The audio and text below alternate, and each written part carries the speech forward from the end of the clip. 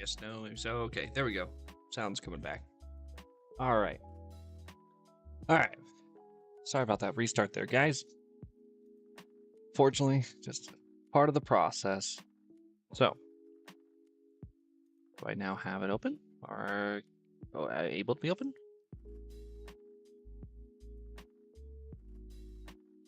I thought I asked for a desktop icon. Hold on. I did. So let's pin this to my start bar. Let's open this sucker up.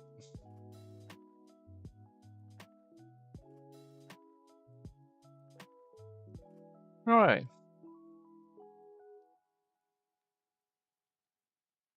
All right. So let me just get all my stuff back.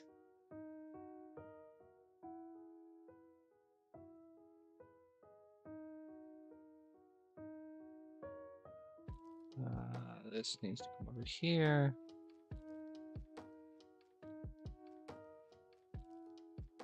And that's good there.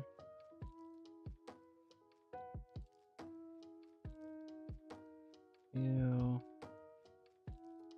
And that's these two. You. Okay. And we're back. All right.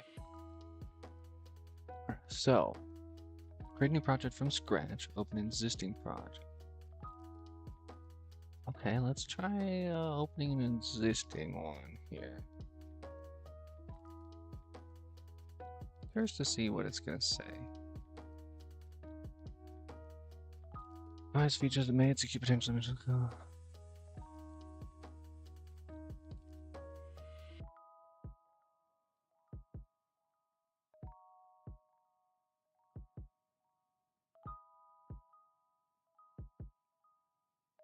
Okay.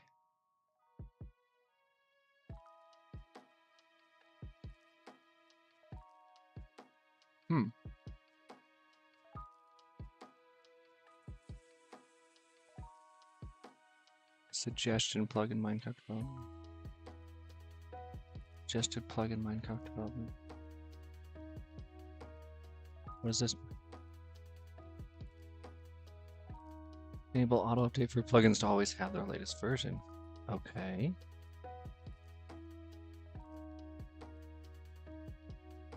Minecraft development. This plugin is suggested because the project uses Adventure API library, which, yeah, we did want to do.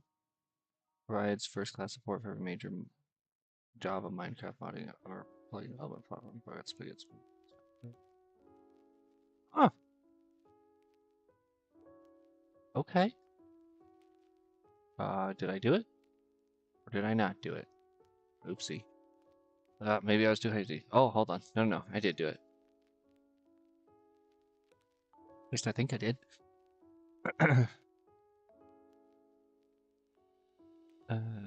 Maybe?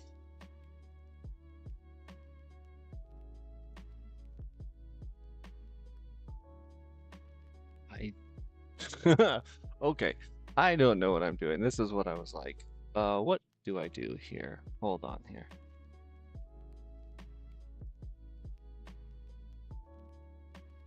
Okay. So I have... Let's maybe do it like this. Let's do it like half.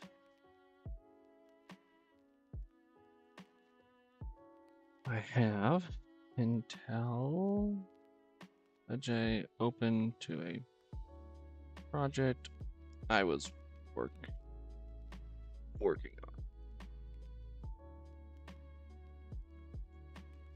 Step 1, check project. Go to the top file. Structure press. No windows that opens on the left. Like project.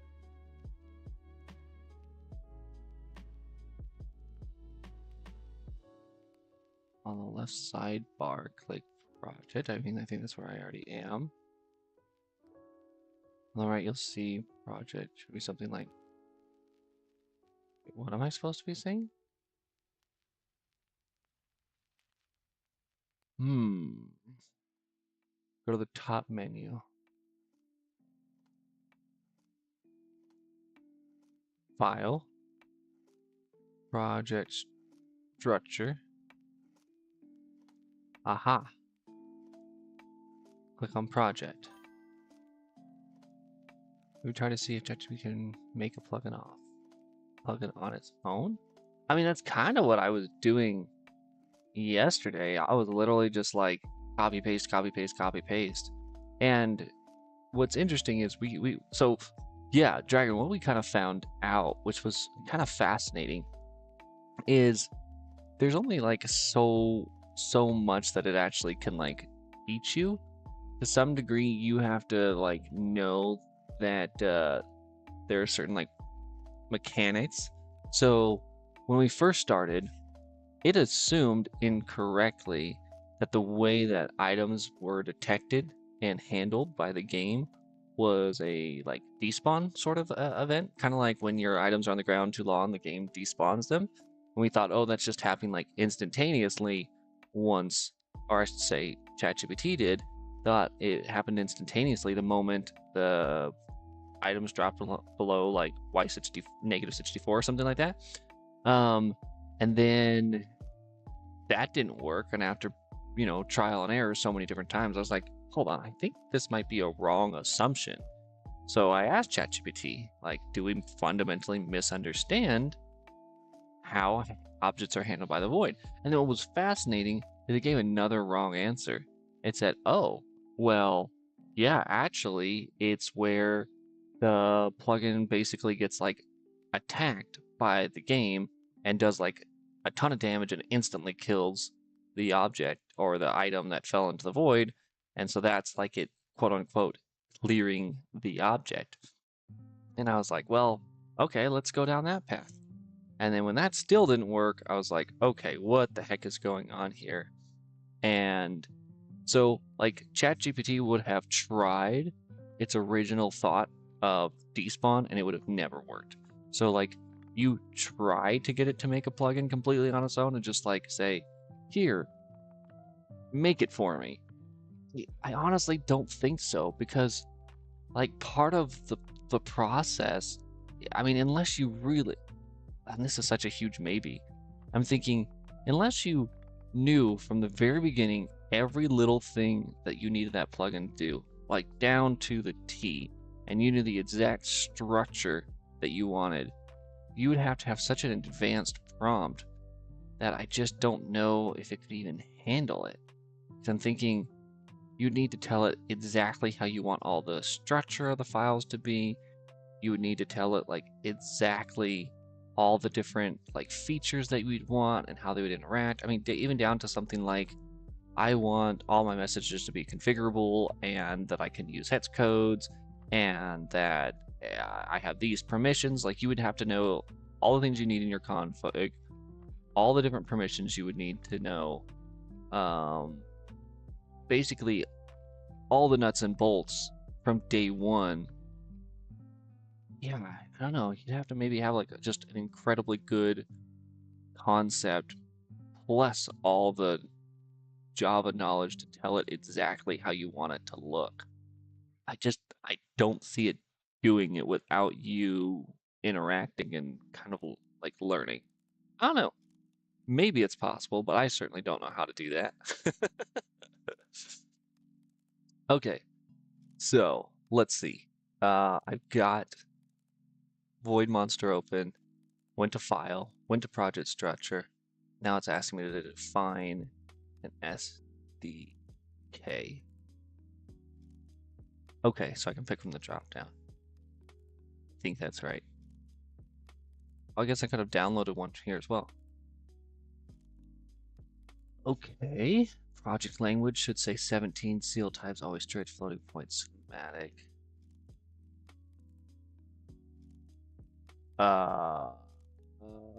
Okay. This I see a lot more than what it's saying.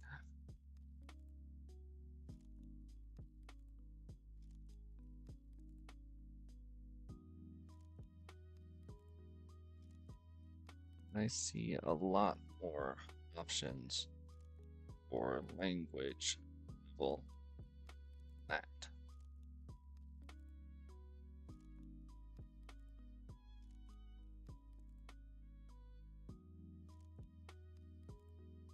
Including previous new Java version like 21. That's totally normal if you have Java 21 installed.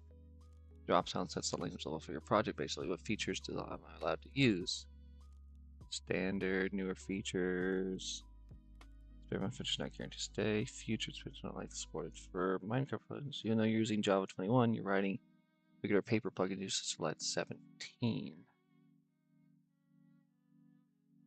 If I, oh, I see 7. Wait.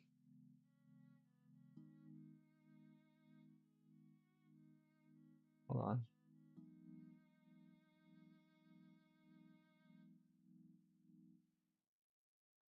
That's 17 says unsupported. It's telling, see, again, it's like telling me some stuff, but I'm like, buddy, that's not making no sense. You're currently using 21. You're trying to choose language 17, which only works if you have Java's JDK 17 and only compiles to older versions if those JDKs are installed. So 17 preview unsupported means you don't have JDK 17 installed, so I can't compile using Java 17 features or generate 17 compatible bytes. So, but like, do I need to? Why can't I just use Java 21? How many servers still use Java 17 only?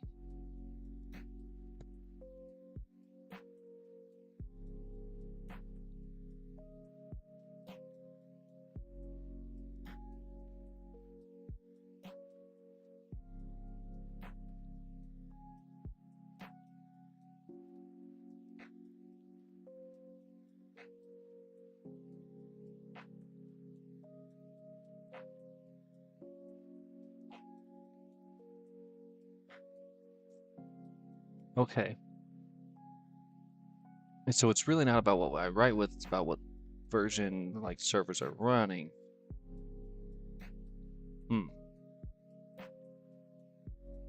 Let's say you write a plugin using Java 21 feature. It'll compile fine, but then when a server tries to run it, it'll basically just be like, yeah, no. Huh.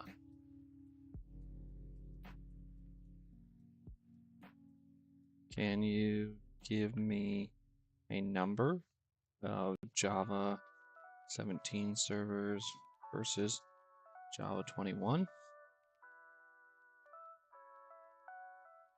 I don't know if it can. I'm kind of curious if it's actually going to give me like actual data.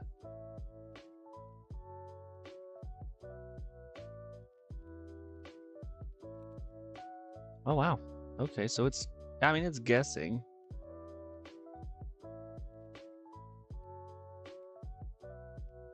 Can you link me to one of these reports? I don't want to like fully trust it. Saying these are publicly available reports.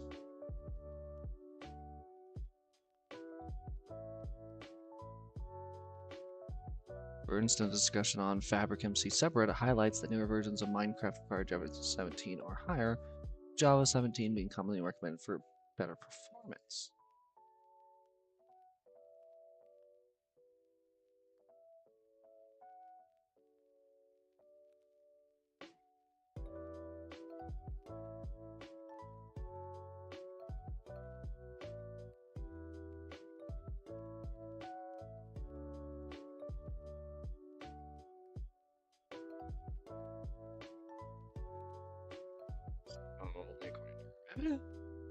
I'm just trying to really get an understanding here.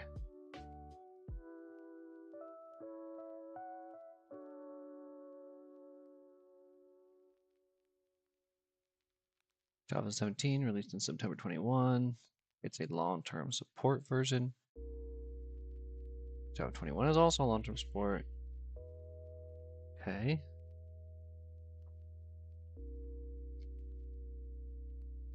Alright, it's really pushing me for this Java 17. So I guess, sure, why not? How do we get Java 17 along with Java 21? Oops, 21.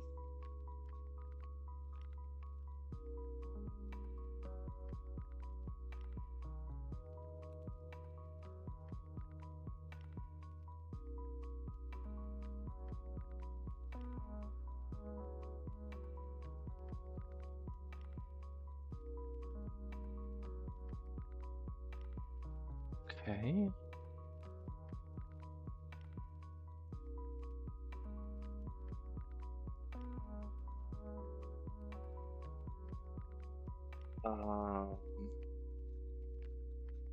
Why aren't we going to Oracle?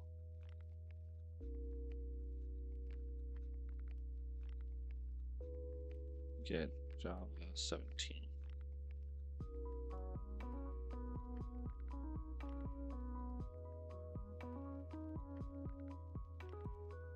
Oracle changed to be starting with Java 11. Oracle changed the terms. Now you need a paid license to use Oracle JDKs in commercial or server environments.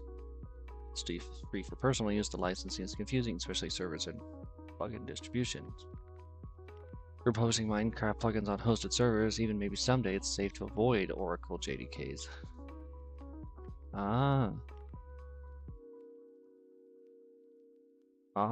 Adoptium Temurin is open and free. Okay. Not for open source for use, but it's ready and compliant. Okay. Interesting. Good to know. I did not know that. All right, I guess we're grabbing this. Choose JDK, not a JRE. JDK 17. Yup. Windows.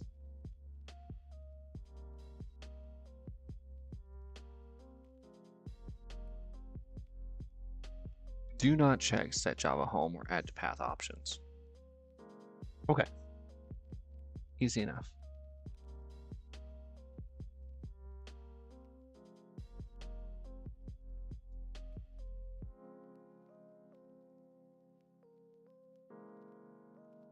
Okay.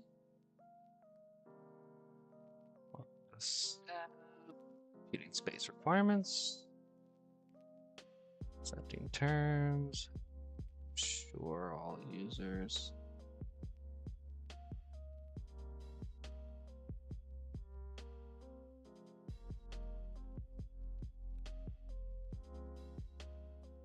Variable do not check or add a path.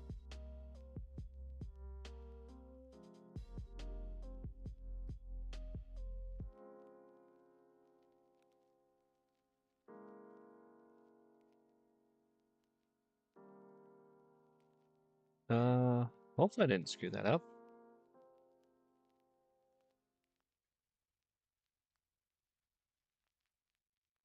Project structure.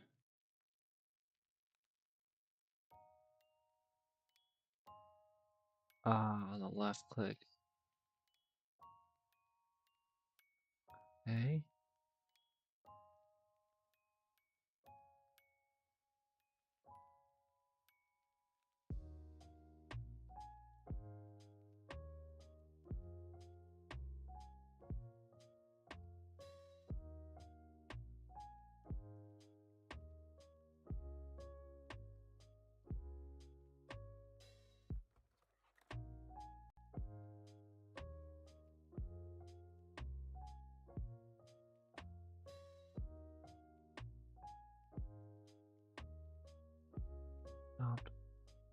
Open G.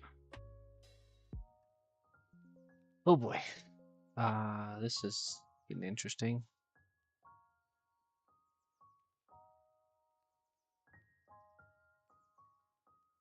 Add from disk. Okay. So it's thinking it's going to be under C. program files. Let's adopt them. Okay, yeah. We're making progress.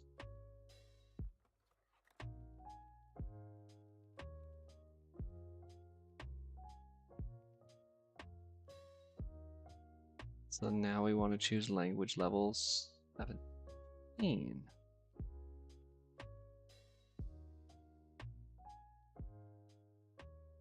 Oh, God.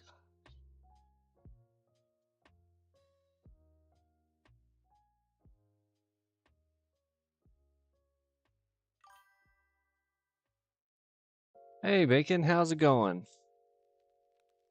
We are trying our best to figure out how to properly set up a real tool and not just Notepad++ tonight. So we grabbed IntelliJ. So there's kind of, I guess, two main flavors.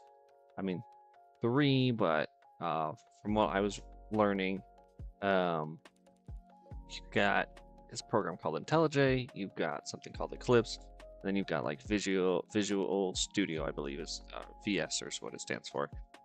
We ended up with IntelliJ because from everything that we were kind of getting told from AI, and I asked it a lot of different questions, just like really made sure I understood why we should use this one over the other one. I guess the UI is a little bit newer. It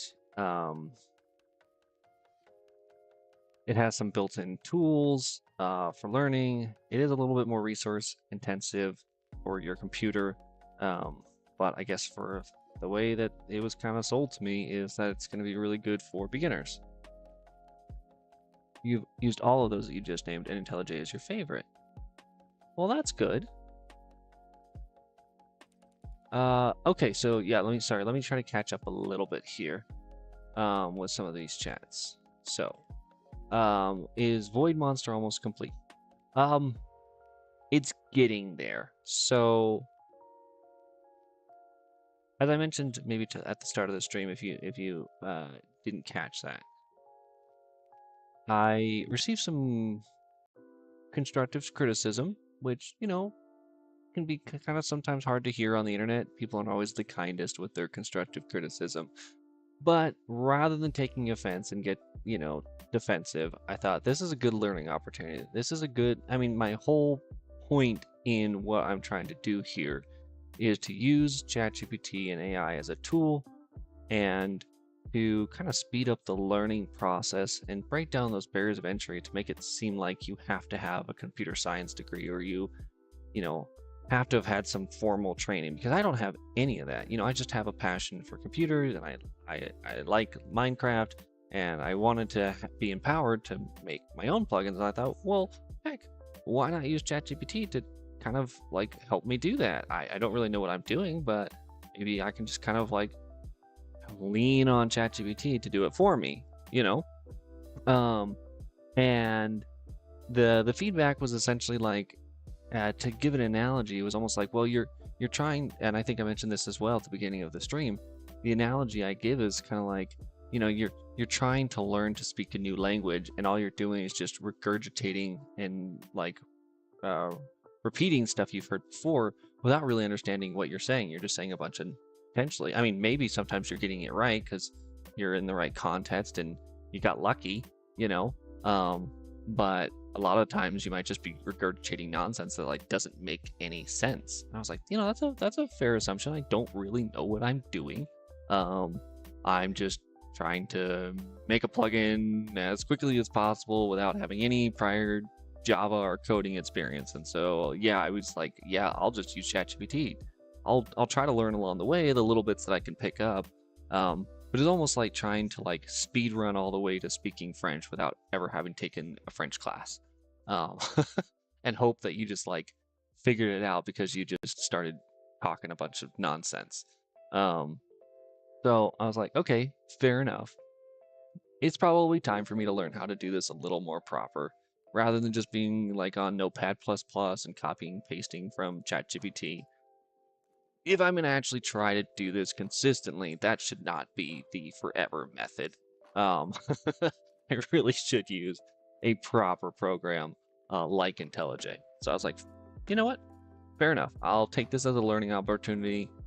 Well, it's hard to hear those kinds of things, especially when you're being vulnerable and publicly showing your mistakes live to a bunch of random strangers on the internet. There is a learning opportunity here, and if I close myself off and just justify what I'm doing and tell myself that it's fine, I don't, need to know that now, and I'll figure it out someday. That's on me. That's really a lack of maybe learning or growth there. I'm intentionally stunting my growth if I choose to ignore feedback like that. And I at the same time, yes, I don't know what I'm doing, but I'm hoping that in me making a fool of myself for the internet, uh, maybe someone learns something. Maybe someone feels empowered to go out and uh, you know, feel like they don't have quite such a barrier to entry. Like, yeah, if you want to go out and make a plugin, just go for it. It's definitely fair enough, but you're also giving a large level of trust to another source that is feeding the answers, kind of like using a language translator. I mean, yeah, if you're relying on a language translator to change your English into Spanish, but you never speak Spanish, is that also wrong? Is it not fair? Is it fair to say that like you need to go out and learn how to speak Spanish before, you can, you know, start communicating with people in Spanish? That it's not okay to use a translator app?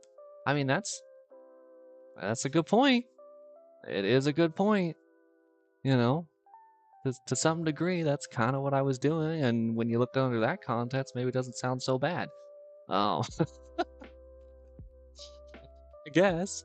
Um, I don't know. I also want to challenge myself to not just mimic the language, not just rely on the translator app. And maybe I'm not going to become fluent anytime soon, but I can start, learning some fundamentals so that when the language or the translator spits out a translation, I at least know that it's roughly what I was trying to say, and that I can roughly understand that it didn't just make up a bunch of nonsense that, all of a sudden I'm insulting the person. So that's kind of where I was at. I was like, you know what? Let me take a step back. Let me make sure I kind of set this up a little more properly, especially if the point here is to hopefully teach other people that you can do it too. You don't have to have a computer science degree or some formal training or have spent months learning Java or uh, taking classes, whatever. Like we live in this age of AI, love it or hate it, but at the same time, like why not utilize it? Why not use it as a tool to increase your knowledge and empower you to do things that you thought were impossible? You know, um, that's kind of how I'm trying to treat this. But I also want to be respectful in the sense that like there's maybe a limit to when and where we use AI so that we are using it for when we need it. Oh, cool. I'm glad, Bacon. Yeah, so we're using it when we need it, but we're also not just grabbing something and spitting it out and just assuming it's the Bible, and being like, oh, it has to be right. ChatGPT would never lie to me. I mean, we've seen live that lies to us all the time. And then we struggle and we fumble. And then because we don't know what we're doing, we then tell ChatGPT, hey, you're an idiot. You got this wrong. Please correct yourself. And it kind of does. And then it gets it wrong again. And, so if you were seeing like kind of the process before, we were getting these debug messages. And I was really just relying on my IT knowledge, if you will, be able to read the debug screen and be like, oh, it's this line in this location. But I wasn't really understanding what the problem was. I just knew where the problem was. And I guess that's what I'm trying to increase my knowledge on personally is to not just understand where to put stuff, but why we're putting what we're putting where, and what is it actually doing. And I was trying to get ChatGPT. It's just as good as apologizing. It is, yeah, it really is. It's just as good as when you're like, "Hey, you dumb dumb." It's like, "Oh yes, yes, my bad. I'm so sorry. I will be better." Is that true? I love it. Like you're like, "Oh, okay. Well, I mean, why did you make the mistake in the first place?" But I'm annoyed, but because you apologize, I guess I'll forgive you. It's so true. Um, yeah, and so I'm kind of learning that like I guess IntelliJ is like auto suggestion, so I guess it's like a dumber version of AI, but maybe more accurate, I think is kind of what I'm understanding. So I'm hoping to maybe use them in tandem, right? ChatGPT, I mean, especially for what I realized well that first day that we were setting up the plugin is like, man, you have this idea, you have this concept, and it can like help you lay out the structure and like maybe the scaffolding of the kind of different files you need. But I think that like that day two, I might want to, and I'm still learning all this. I'm still learning about how I want to present this, how I want to kind of structure things. Like my hope is here at the end, like um, we'll have maybe kind of like a blueprint for day one, we do this, day two, we do this. And in these scenarios, we're going to use ChatGPT. Yeah, it kind of lays out the roadmap to the end goal. And that's, I guess, what I want to try to find out is, you know, what is that roadmap? What, almost like a schedule for ourselves. At what point do we bring AI in? And at what point do we try to really like understand the basics? Because right now, yeah, I am like totally reliant on AI to give me all the answers because I'm in the beginning of my learning process. Right? I'm like 2 weeks into this. Literally didn't know a single thing about coding 2 weeks ago, and here I am trying to show people live my process of like being like, well, I taught myself at least a little bit in 2 weeks. So I'm hoping that like in the next 2 weeks I'll grow even more, and then who knows, maybe 6 months from now this whole stream will look totally different because I've kind of figured stuff out. Like I also in those 2 weeks was learning how to use ChatGPT for the very first time. I was also learning how to set up streaming for the very first time. There's like a lot bouncing around in my head because if I was gonna try to stream this stuff, I wanted to give as good of a product as possible. I didn't want it to just kind of slap together and hope it goes well. So I put a lot of time into trying to like choose what software I was gonna use to stream. I was choosing, how do I want the branding to look, if you will. Um, Trying to figure out, okay, how do I set up music for the stream? Like every day I'm writing notes for myself about, okay, here's what I think went well, here's what I think I need to improve, here's some stuff that I want to get better for next time. And that's kind of been my journey, is to take me from knowing nothing about coding and plugins. I mean, to give a little bit of context for maybe some people that might be listening to this now or in the future, like I do have a lot of real world experience, not only in IT, but also running servers. But I'm finding that to some degree I can lean on that knowledge because there are some times where it helps me translate or, I don't know, pull out these little pieces of information in my brain. But at the same time, there's almost like this third core pillar of plugin development that I've just never really touched before. And I'm hoping this is like the trifecta, you know, use the knowledge that I already have gained throughout my lifetime of experiences, and then add in a sprinkling of AI to really kickstart this idea of, making plugins live. 'Cause honestly, the idea of people sharing their ideas and then I can kind of mold that and play with it and come up with my own ideas and then see from the lens of I, as a server owner, would have loved if a plugin developer did XYZ. Like, I really value a plugin that lets the server owner do whatever they want with it. All of its features are you can turn them off, you can turn them on, down to even like the styling of the plugin. I don't want to lock. I never liked it when I was locked in to a plugin that was like, oh, this is exactly the wording and these are exactly the colors that you can use, and this is my prescribed method, and if you don't like it, too bad. And at that time, I also didn't know enough. I mean, maybe there were servers out there where people who were running those servers also knew coding, and they were like, oh, well, that's fine. I will just go in and change the code. But even after 10 years of doing Minecraft server ownership and through its various different phases, I never really touched coding. And so it never felt like I could just go in and modify a plugin to my liking if whatever I got presented by the developer on, whatever platform I got that plugin from, didn't want to do it themselves.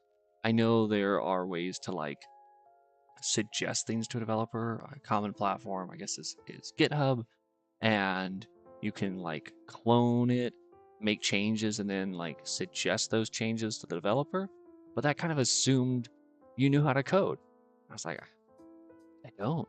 I have no idea. So I'm not just going to start messing around with stuff and then be like, hey, Dev, you who clearly knows 10 times or 1,000 times more than me, you should take my suggestion on how you should change your code. Like, that sounds ridiculous.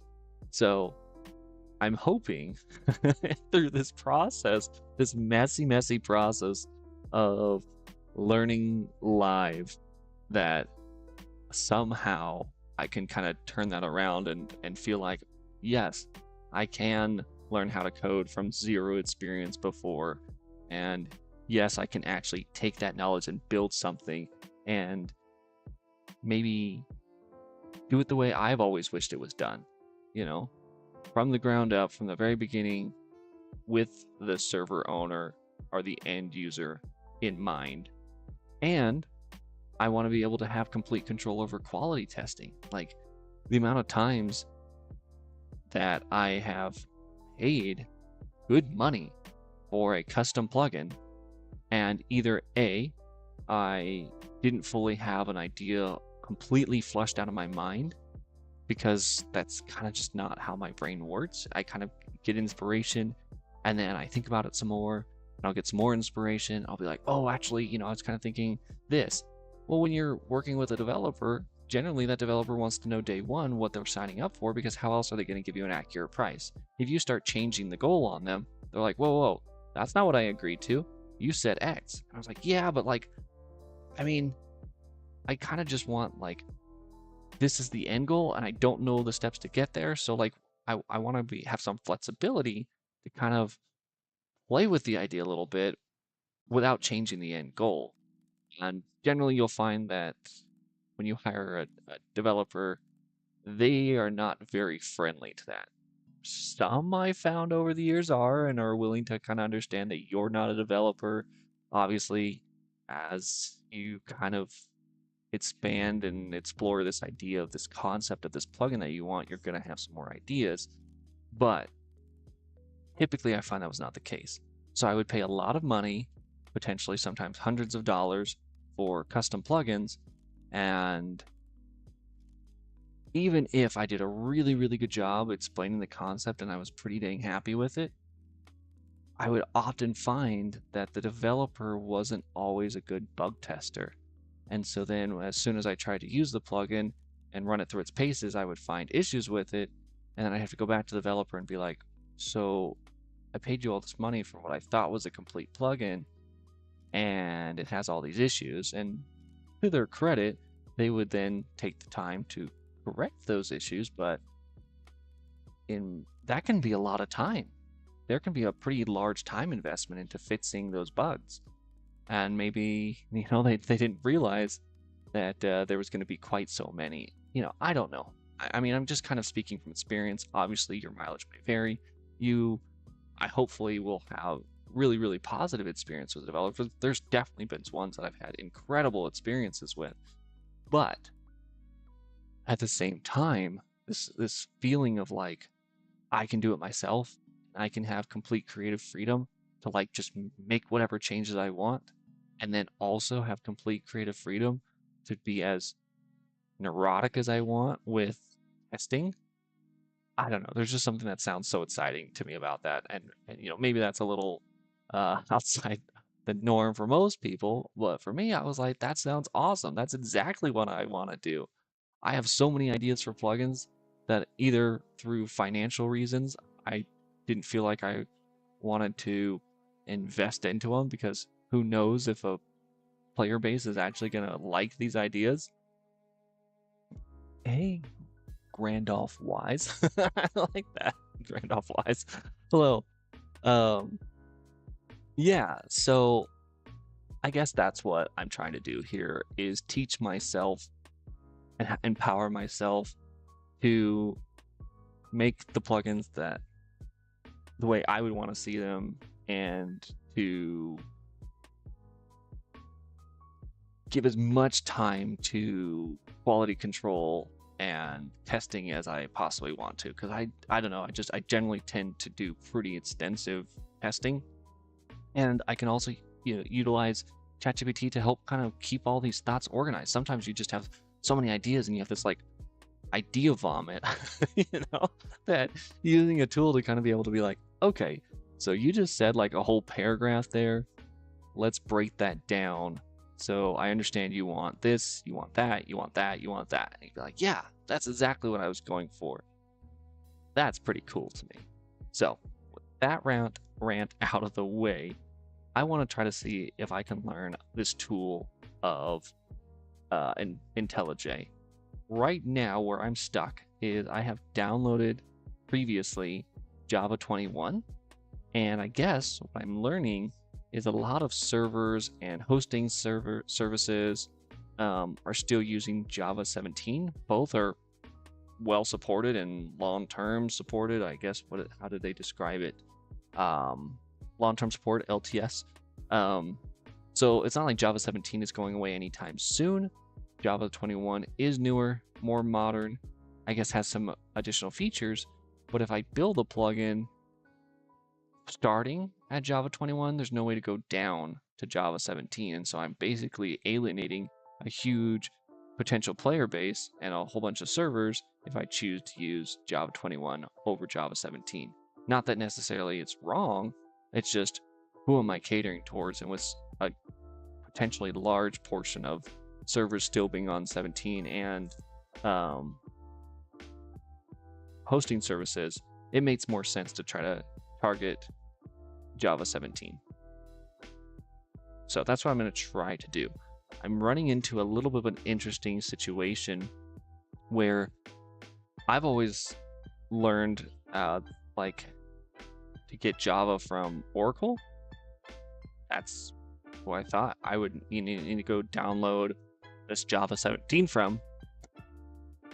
But I guess what I learned is that Oracle requires that if you're going to use it for commercial use, which I guess if we're going to charge for these plugins, it's commercial use, you actually have to pay for a license to use their Java. But yet there is other companies out there that have Java as well, but it's open source. So this is new territory for me. I'm trying to go and download and install Java 17 so that I can use it in IntelliJ, but it's telling me that there's like an issue with this. So I'm a little confused here. Yeah. So let's see if we can figure this out. It's still telling me 17 is like unsupported, which is so weird. Okay, so I grabbed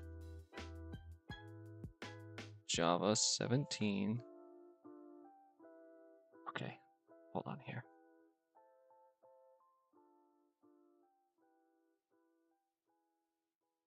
Okay. Sorry, I just needed to adjust the music in my headset. I thought I grabbed the right one.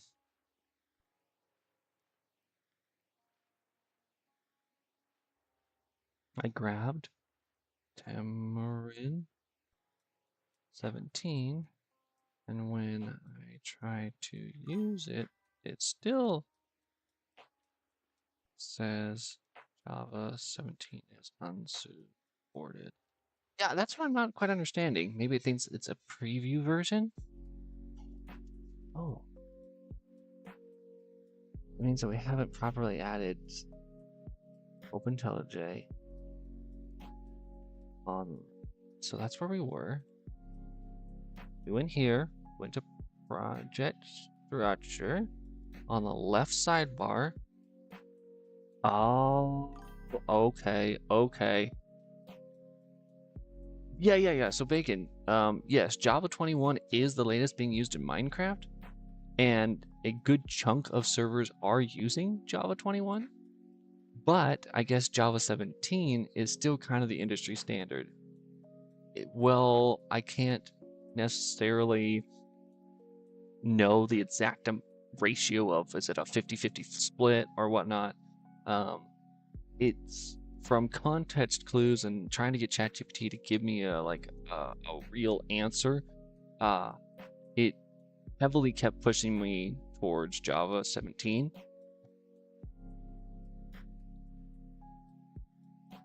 Now, I could be wrong in this assumption, but it does sound like if a server's on Java 21, they'll still support Java 17. But if a server is on Java 17 and I make a plugin on Java 21, they can't use it. So it sounds like if I target a lower version, I don't alienate anyone. If I choose a higher version, then I'm basically chopping out all the people who aren't on Java 21 yet. And as far as I understand it, the benefits of Java 21 over Java 17 are maybe some additional features, but it sounds like there's not enough additional features that would be like the clear hands down use Java 21. It got so much more, it sounds like it's just like an incremental, a little bit more feature set that you kind of don't really need. It's nice, but you could probably do everything you need to do with Java 17. That's how I understand it. So I'm going to attempt to try to use Java 17. Aha. Okay. Let's let the root. Okay, I misunderstood. So I needed to come over here, go to SDK, choose Tamarin 17, and then it's telling me browse to the folder, which I did, select the root folder,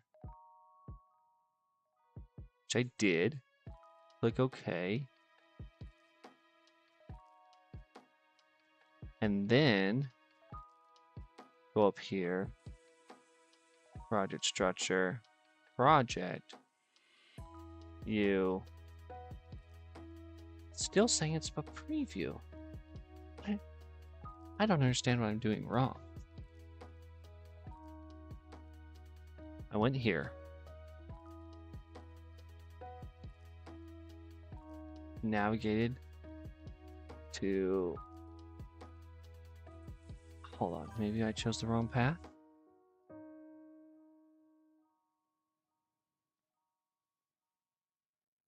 I might have chosen the wrong path. Hold on here. Hold, please.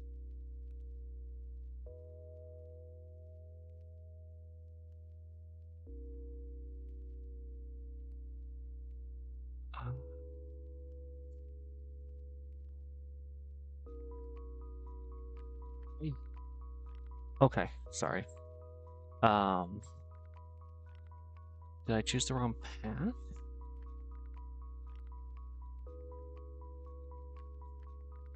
Hold on. I might have chosen the wrong path. So C, then program files. Then it's saying Eclipse. Oh, I think that is potentially the issue. Let's try that. Can I not copy paste in here?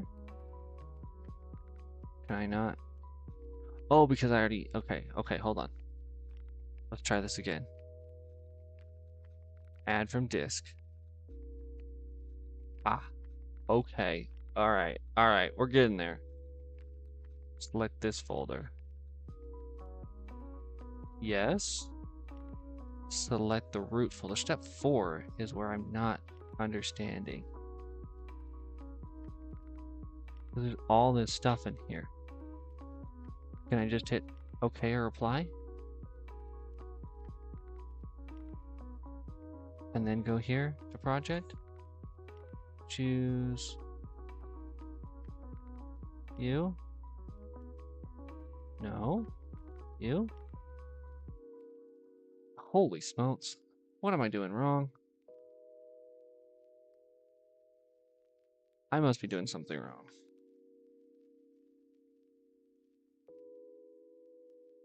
I am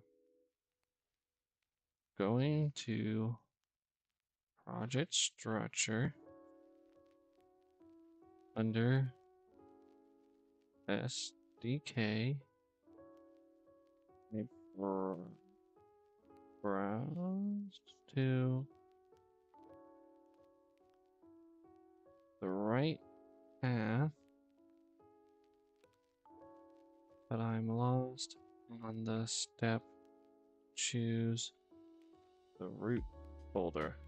I think I'm doing that, but I still see 17 listed as preview and unsubmitted.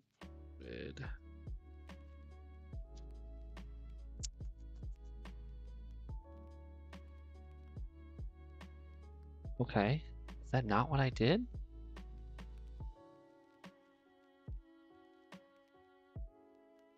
Oh, this one. I don't know. Let's try calling this one just 17. I'm just making sure I've got this right.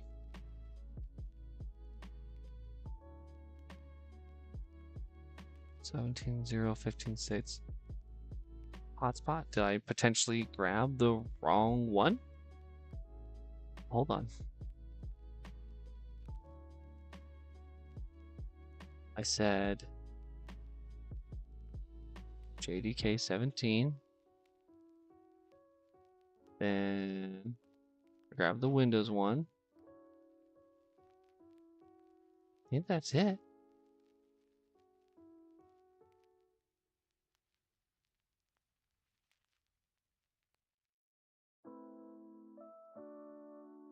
Huh. Okay, I didn't choose like a bin or a lib folder. Then click OK. Confirm install. Should now list a new SDK.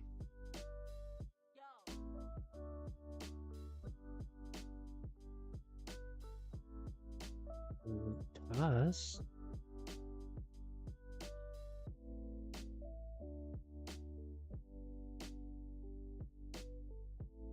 Inside you'll see. Okay.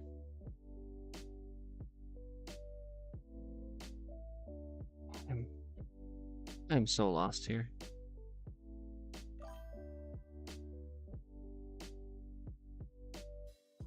I guess that's not right. I'm not currently building stream. I think I should update my little alerts. There we go. Can I? You know what? Let's do this screen capture. You know, this has been an interesting kind of thing that I've learned. Is that like if I do this, and then I copy and paste,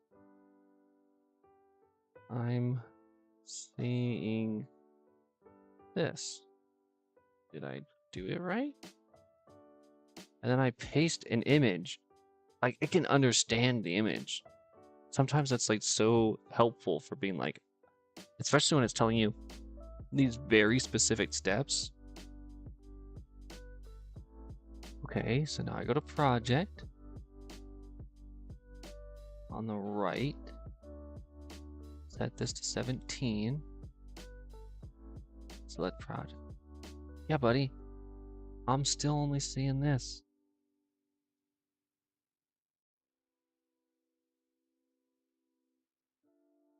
Oh, that's not what I wanted. Hold on. Lead me astray. I'm still only seeing this. I mean, if someone knows what I'm doing wrong, please tell me. But I am so freaking confused right now.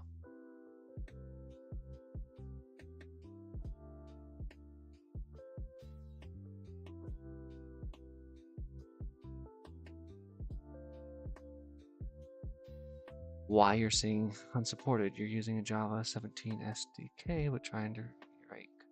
Oh, that requires Java 20. No, I'm not. I'm just trying to pick 17.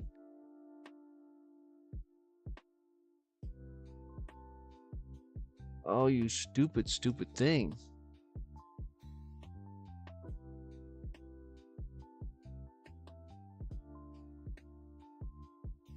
This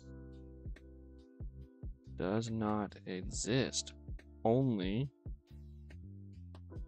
17 preview dash unsupported.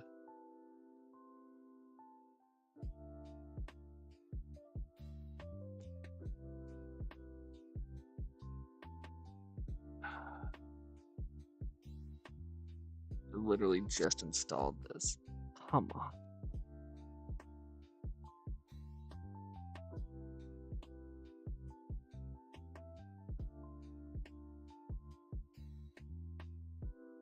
Okay, so go to this, delete any bad cache. Okay. Select 17 and remove it. Then need to go to my file structure, go to users. Okay. Then .jdks. Okay, I do see that. Delete any folder related to JDK 17. Okay, deleting that. Goodbye. Oh, because it's open it in IntelliJ. Okay, alright, fine, fine. Try again.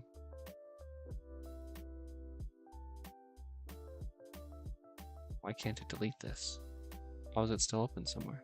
Okay, it's gone. It's gone. Alright. Now we reopen this. Okay, so I think me being too hasty, where I was like, oh, I'll just like try to figure this out and figure that out. Oh, I did want this. Not now. That. Now I try to add it back. And see, this was the struggle. This is what I was trying to like avoid with, you know, trying to get into a proper JDK, because I was like, man, they're so powerful, but holy cow, the setup is brutal.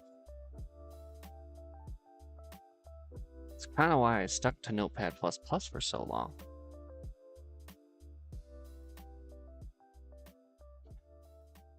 Okay, file, write it in. Yeah.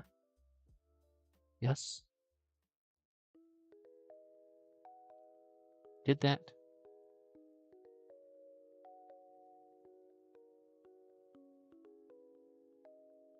Seems like okay. It should appear.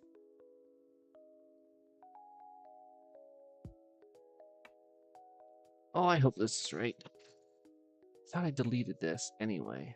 Let's just for the sake of doing this right. Add it from disk.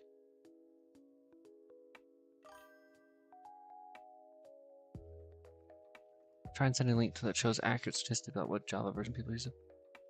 Oh yeah, and sorry, Grandolph Wise.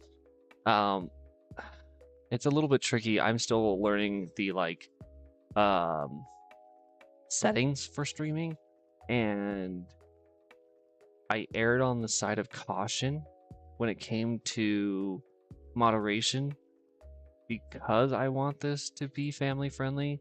And I just wanted to avoid any potential issues. I was like, you know what? I'm going to err on too much versus too little. If you'd like, feel free to send that link to me on Discord and I can grab it there. That way you're not going to get timed out by the moderator or the auto moderation, I guess. But that would be actually kind of interesting. I didn't know there was like actual statistics on Minecraft servers and what people are using.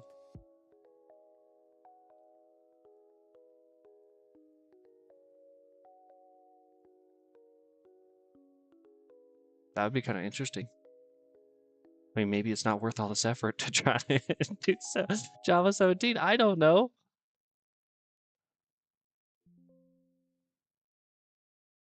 Okay. Try to go back to program files. Pick you. Click once on that folder. Done. Okay. It should appear.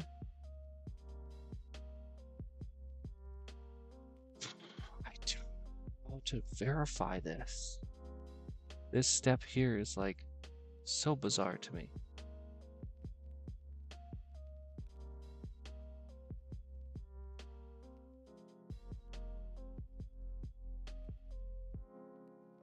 Oh, kidding me.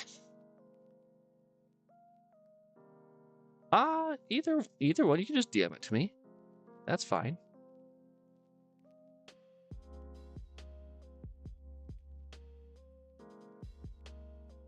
Honestly, you probably could have. You're struggling with the oddities of these new features. That alone is like learning a new language. Honestly, probably still could have. Are you referring to like using Notepad++?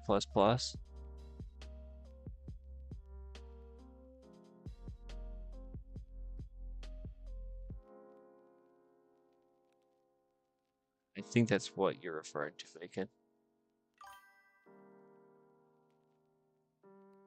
Oh, okay. Yeah, no. All of a sudden, it's like, hey, in order to learn the language, you got to learn this other language.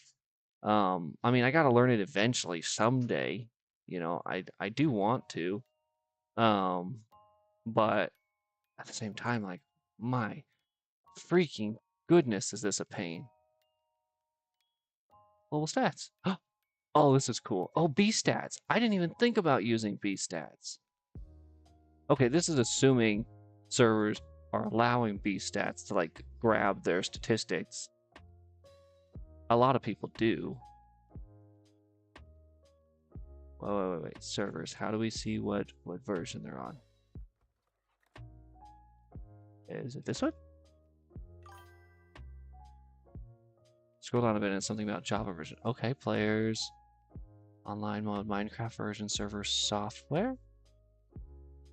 Core count. Server location, Java version. 73% are using Java 21?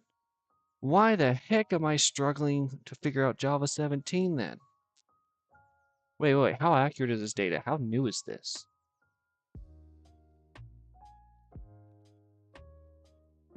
How do we know? Oh, wait. One day? Is this assuming today? June 4th? Oh, yes. Yes, it is. Okay. 73%. Guys, is it really worth it for the 10% of servers that are using 17. Now that I know this, I mean, this is just a sample size. I mean, this is saying 15,000 servers are using Java 17 in correlation to 110,000. I'm sure there are more than 100 and what? I don't know how this whole pie shakes out, but let's just say, I don't know, 112, 73% of, guys, I'm not that good at math. I never went into math in school. Oh gosh. 3/4. That's what we split that in 3 ways. 3, 6, 9, 4, 8. I don't know, 40,000 of that? 150,000 roughly? I'm guessing here. 112 of that. Shoot. You know what? For the sake of how annoying this has been to try to figure out Java 17 and this being such a hindrance to me just making any sort of progress here, I am going to move on. I hate to say it like that because I really do want to learn, but my gosh, you have to call it quits at some point. If you're banging your head against the wall, just go around the wall. Stop running into it. That's what I'm gonna treat this as. Is, you know, I do want to come back to potentially learning how to do this whole Java 17 thing, but oh gosh, what a pain. Why is even Java 21 showing preview? And I guess I'm using Oracle, which is another thing I shouldn't be using because it's not meant for commercial use. Man.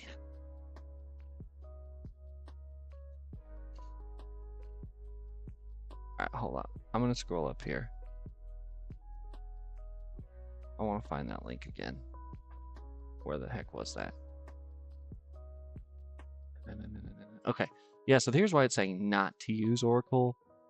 Apparently, you have to have a commercial license, which means I have to pay for it if I'm going to use it in commercial or server environments. The licensing is confusing, so you kind of just avoid the potential legal issues if you choose to use something other than Oracle. So let's try 21. Fingers crossed this is less painful than 17. I really hope so.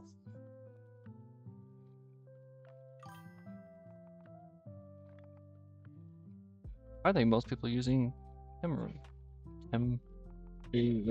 Yeah, that's kind of what ChatGPT was trying to tell me too, is that like this is kind of what most people use to make plugins. Okay, sure. Don't know one way or the other. I'll trust you. But I'm also under the impression that instead of me going and installing this, I can just download them here. Like, say, hey, I want to just use this version 21. Hey, Cat Creeper, how's it going?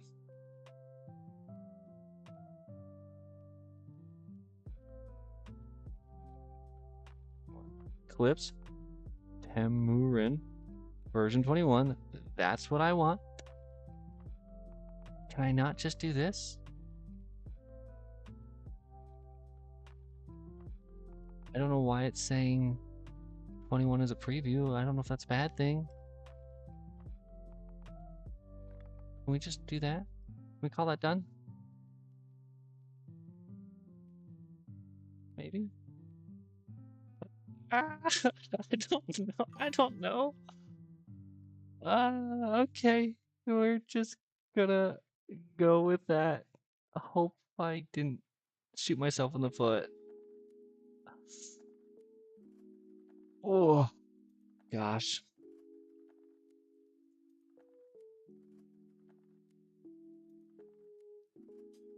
Help.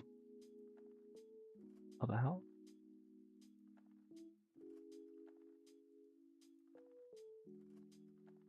Sure.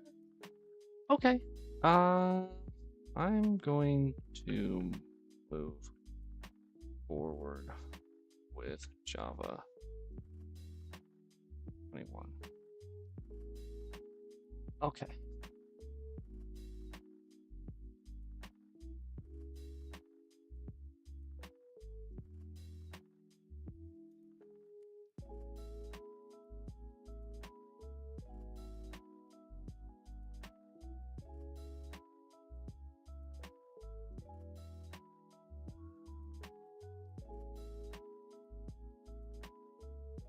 Okay. So, all right, this is what we were working on before. It's kind of interesting to see this in a slightly different view than I'm used to. That's okay. Yeah, I mean, in some ways it's kind of cool because I'm seeing, oh, very cool, Cat Creeper, working on building a charity thing right now. Wow, very cool. I mean, right off the bat, I do like that I can see all of my folders in like one blown out view. So instead of having to like jump between target and source and whatnot, I could just see them right here. Oh my goodness.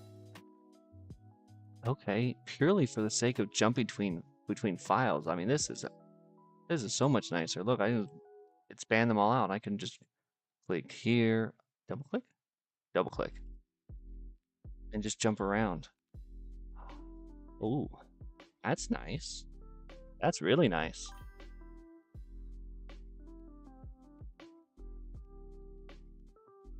It just so okay, I googled the preview part and that just says that IntelliJ is not using the full Java 21, but also the preview features of it if you want to use them. Oh, it's not just using the full 21, but also some like bonus features. So preview just means it's like all the base stuff plus more. I don't think that's a problem.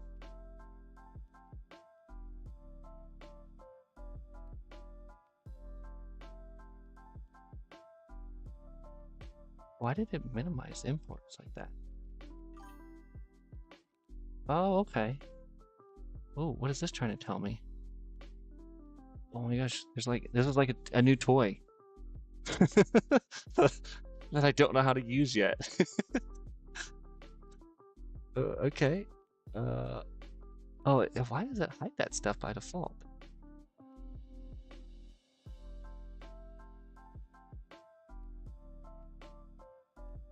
Well, that's interesting. Instead of using, okay, so I could choose to like, instead of doing these like double slashes, I guess just for like flavor, I could like do a block comment.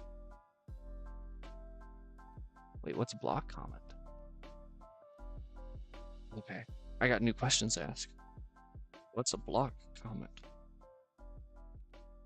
Overusing.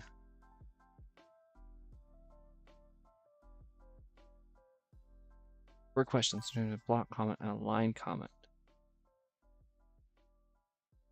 Okay. Block comments are for multiple lines or large explanations. Line comments are for shorter one-liner notes. Huh. I mean, sure, that makes sense. If you just need to say a quick little snippet. But if you need like a big thing, sure. Typically used for quick notes. You can also use it as a full line, which I'm doing here. Okay. Block comments begins with /*, ends with */. Span multiple lines. Used for explaining big sections of code, commenting out large plots during testing. Oh, I could see like it being useful for like commenting out large plots during testing. That totally makes sense. All right, hold on, real quick. The music got a little loud there for me, but I don't hear the audio the same way stream does. Is the music still pretty good for people? Is everyone kind of? I'm still trying to balance out. Like I don't want it to overpower, and not be too loud, but also like you can hear it. It's kind of just there in the background. Hopefully. hopefully that's what we've accomplished. Maybe? I think I'm just going to turn it down just a touch. Okay. As for commenting, I usually use block comments for planned comments and line comments for unexpected changes or debugging. Okay. All of JetBrain tools are so useful as an IDA. I haven't used IntelliJ very much because I don't know much Java, but I use PyCharm a lot. It's good. It's easier to find something. Something's easier. Okay. Okay.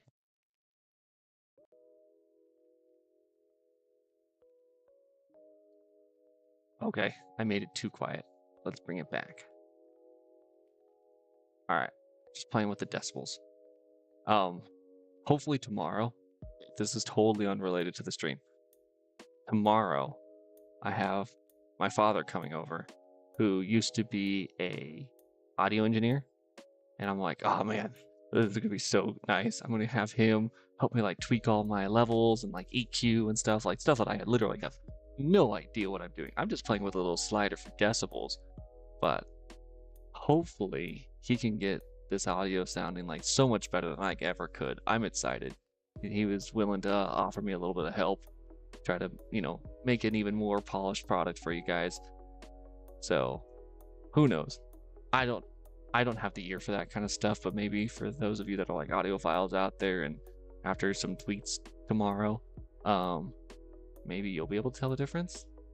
Another little like exciting little thing that I just want to share. I learned about this thing called side chaining, I think is what he called it. And I guess it like I guess he was saying it's like the lazy man's version of EQing. And apparently side chaining allows like dynamically adjusting the music and like voice volume. So when you talk, it will automatically kind of lower the music volume, and when you stop talking, it'll bring the music back up. I think I'm understanding that principle as well as he taught it to me, but that sounds kind of cool too. I don't know how that will actually shake out in practice, so maybe that's a bad idea, but I was like, that sounds kind of cool. Maybe we'll try it. I don't know. I'm still learning and playing around, so bear with me, and hopefully you're along for the ride. So, okay. All right. So, I'm going to take this item void listener code here and try to unravel what I tried to teach myself today. So, from what I understand, package is this big container, like a big box that everything inside here lives within. And I was kind of under the impression that we are almost telling this file where it lives in the space of, or in the context of all of our other files and whatnot. We're almost like saying, here's your dedicated space. And then the imports were a little bit interesting to me from what I was learning. When I need to tie into other files that I've used, so like in this example, we are trying to talk to our config manager. Well, that's kind of nice. I clicked there and it started just showing me everywhere I've used config manager, and it even tells me, oh my goodness, it tells me it's like with a little highlight. I can just click here and go directly to it. Oh, this is so cool. Wait, what? Jump to source?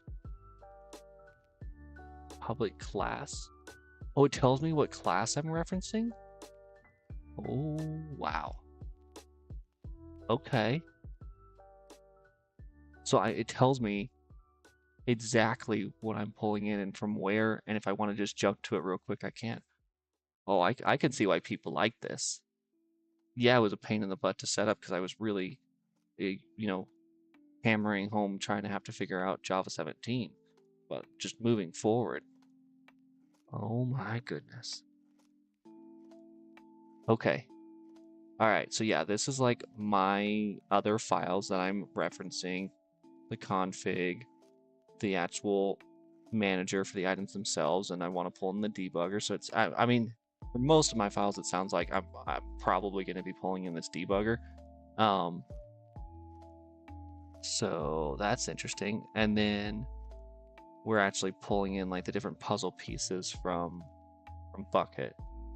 We need to manipulate the world, so we got to pull in the world. We've got to manipulate entities, both like player entities and item entities. I'm assuming entity is player.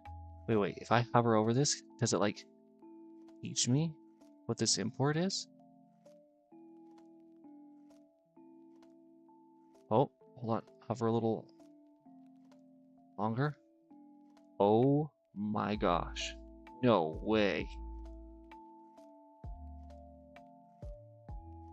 It tells me all my options? What?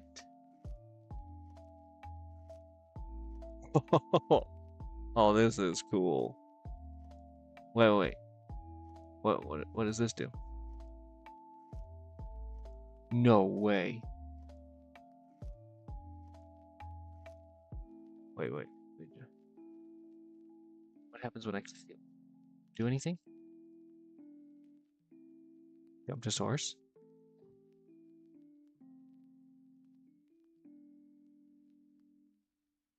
Wait, what did I just do? I don't know what I'm doing. I'm just clicking. Wait, guys, what did I just click? Where am I? Entity class? Am I looking at like Minecraft code right now?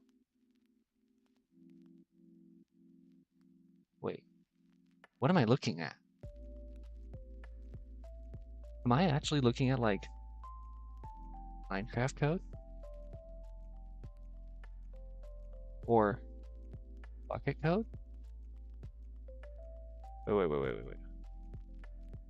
Yeah, we pulled in from Bucket.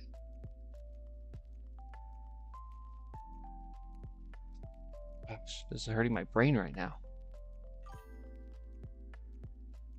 When you jump to it opens the file it is from. I think this is paper MC entity class file. No way. Wow. So like every entity in the game, this is the like guts behind it? What? Holy smokes. Wow. Okay, I could be here a while. Okay. Oh, sorry, Bacon. I gotta fix this link thing. It doesn't allow any links at all. I wonder if there's a better way to just like, instead of being like, no links whatsoever. Or is there like a way I can just set them for like approval?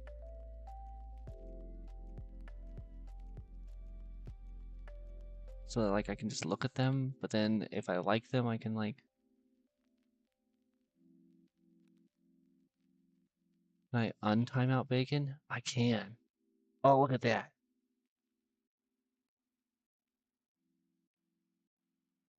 Oh, wait. Oh, wait.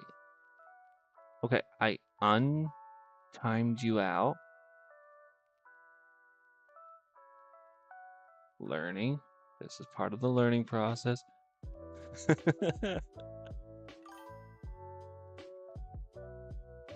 It was just code with a period in it.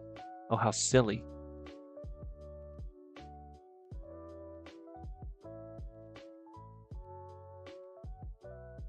Okay.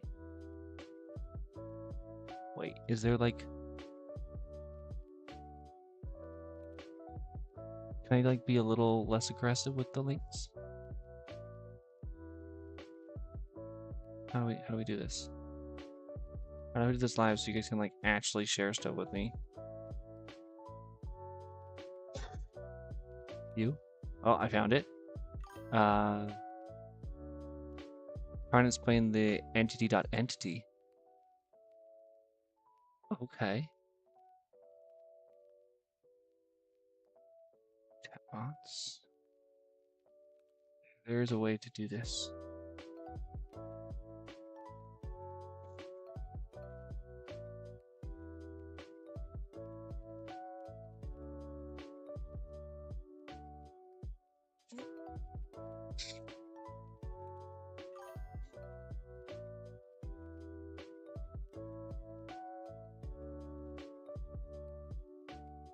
Oh, I found it. I found it. Link protection, preferences.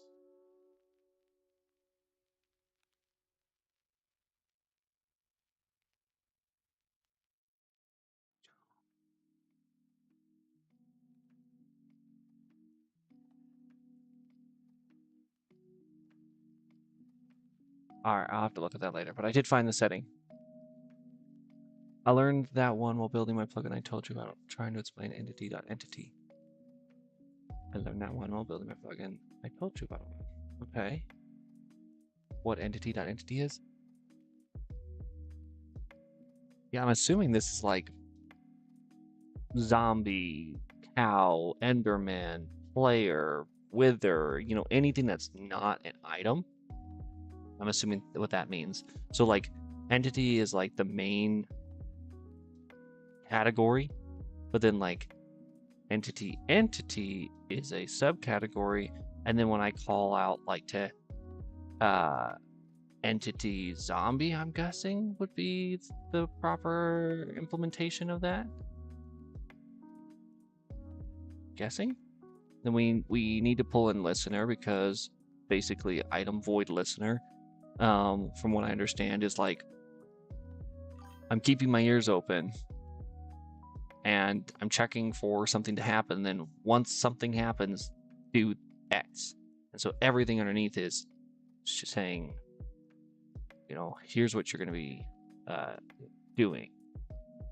And then, yeah, this was interesting to me. I remember looking this up. A monster animal, not a specific mob. Interesting. Okay. I was under the impression that UUIDs were like a unique thing to Minecraft. Apparently, not at all. Felix, yeah, I am trying to learn here. I don't know what the heck I'm doing. This feels like a new toy that is way more powerful than it has any right to be, and I'm just pushing buttons and seeing what happens. So I'm kind of geeking out here as I'm like, ooh, what does this do? Ooh, what does that do?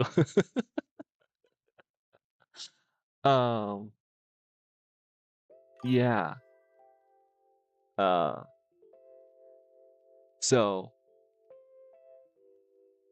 yeah, I guess, sorry to get back on tangent. I was always under, because this is just, I don't come from a coding background. I just come from a Minecraft background. Like I thought UUIDs was like a Minecraft invention.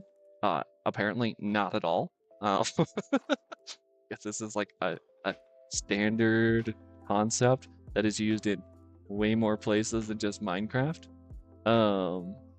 And Minecraft just utilized a publicly accepted concept of UUIDs. Like, oh, learned something new today. So yeah, because I was trying to understand, like, when is it a org.bucket import versus like when is it a Java utility import? And you know, just trying to like better understand.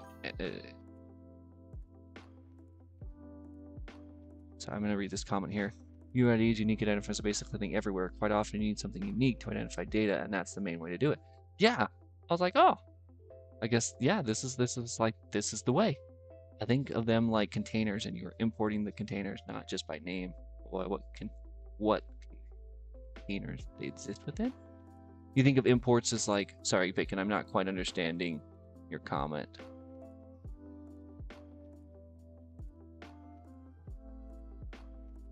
Yeah, so sorry to kind of jump back to this train of thought of like Java utilities versus org.buckets.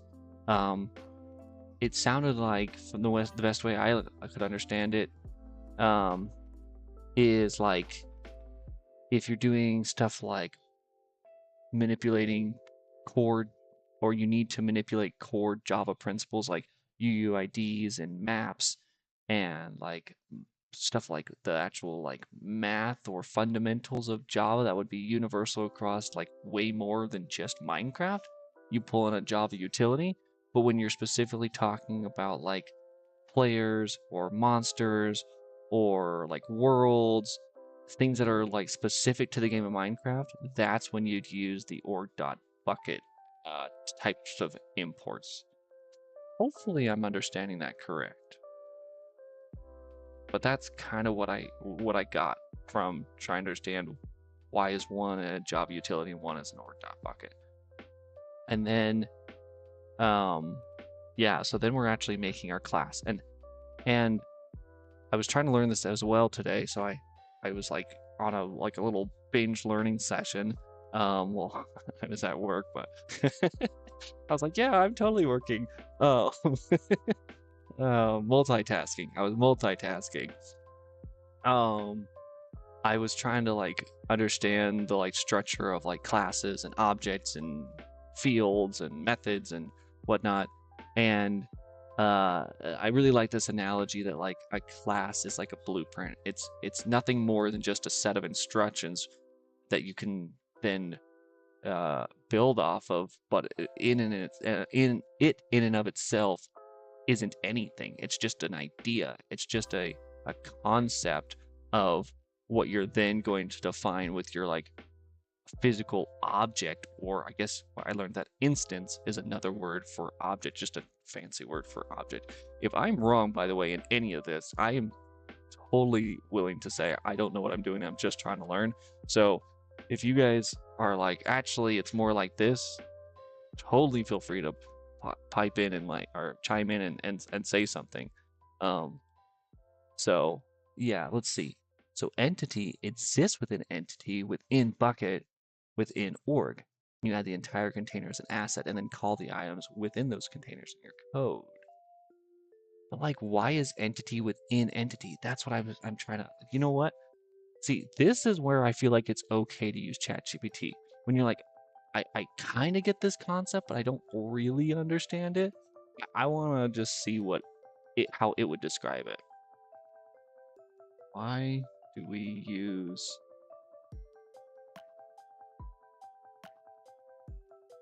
entity.entity? Like, why is entity repeated?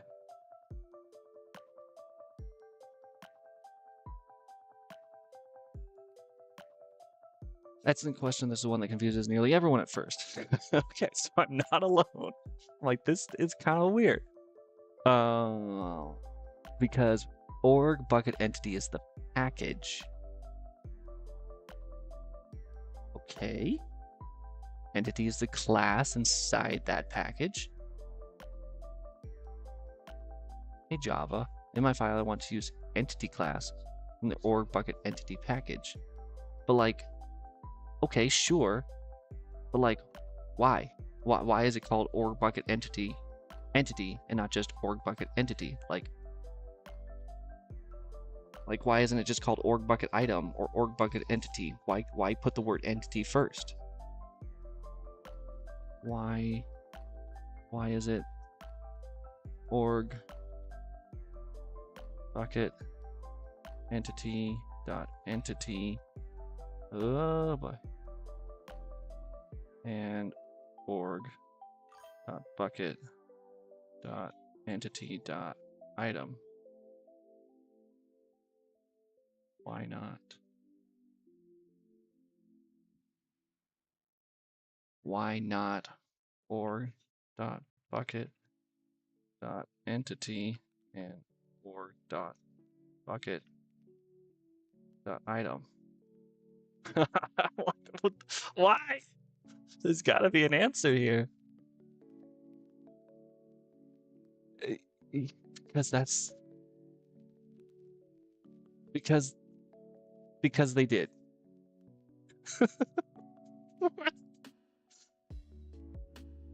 Because the bucket gods made it that way. That's what it feels like, Bacon. I guess so that like they could have a little bit more organization, so they didn't have to make a new. I think I get it. They probably have the entity package, and there's a lot of entity-related classes. Wow, wouldn't mind that much about it. Bucket people also decided to do so. Yeah, it's just interesting. Like, I guess the example here that it gives of like projectile arrow, like I could understand why you'd have like a category projectile and then different types of projectiles, like maybe trident or arrow or whatever. And then like minecart, you have like minecart, you have furnace minecart, you have hopper minecart, but like entity just seems so strange to me. Why not like entity.zombie and entity. You know, items and animals are different entities. They live within the entire package in it. Yeah, it's. I'm gonna move on, but that one's gonna stump me for a little bit. I do want to try to like learn in a way that like makes sense to my you know, early little programmer brain, if you will. Um, there's rules for there's like always a reasoning behind why it is the way it is, but like sometimes it's just a little hard to make sense of. Interesting. Okay, so we've got our public class.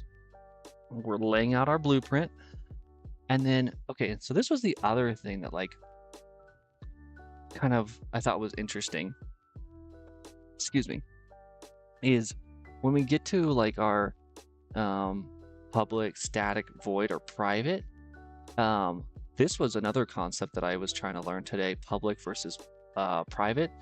From what I understand, like private just means that like this is only it's this feature that we're utilizing, I guess, is only accessible within this file, and we can't use it like anywhere else in any of other code. Oh, no worries, Cat Creeper. Thanks for stopping in. And then like if it's a public, that means like not only can we use it here, but if we want to like reference it in another file somewhere in our code, like we can totally do that. Thank you, Cat Creeper. Hope you have a good night as well.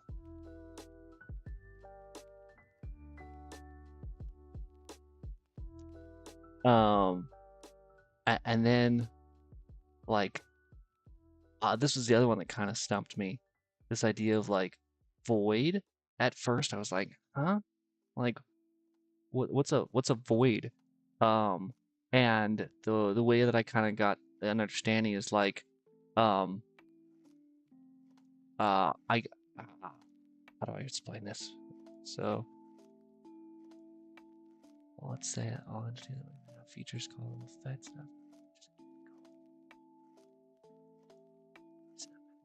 Features. Huh. That doesn't quite make sense to me either, Bacon, but I'll have to mull that one over. Yeah, so like this idea of like void was like a self-destructing book that just like reads itself to you and then explodes. Uh whereas like other um uh what's the right terminology here? Methods, I think. Yeah, public. Hold on.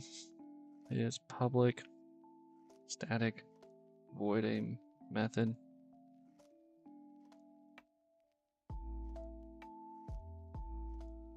It's part of a method declaration. Okay, it's not a method in of itself. It's just like the beginning of one. What type of method? So would it be fair to say what type of method?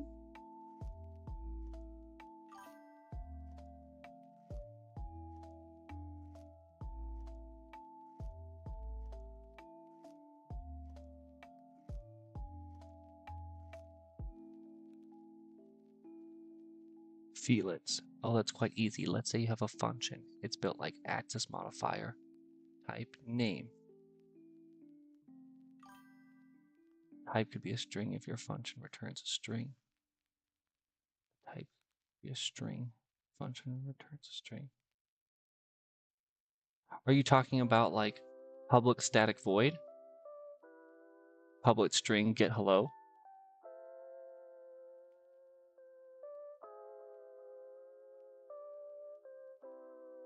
There's a little bit of a delay, so I want to make sure I'm following along.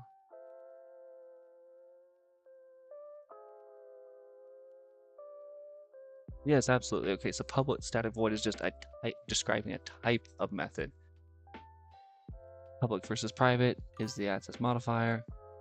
Then the middle word static, where it lives, class versus object, void, what it returns, in this case, nothing, and then what it does. Public string get hello. So in your example, Felix, public string, there's not a third thing there. So in the case of like strings, you just immediately jump into like its value. You don't need to like do anything more than that. There's not like a public string blank get hello.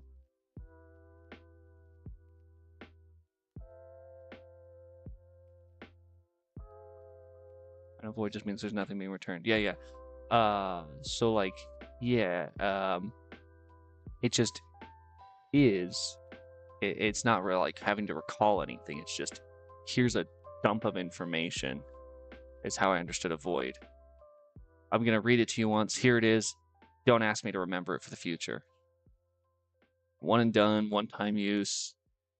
That's it. That's kind of how I understood a void.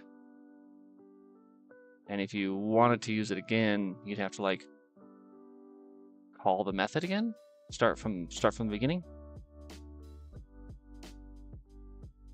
Or start the class again. Sorry, maybe that's the better terminology. Like you'd have to. Yeah. Think of a method's labels or classification. There's a public method. There's a static one. Oh, sorry. This is a public method that's static, and it returns void. Returns nothing. This is a red electric compact car.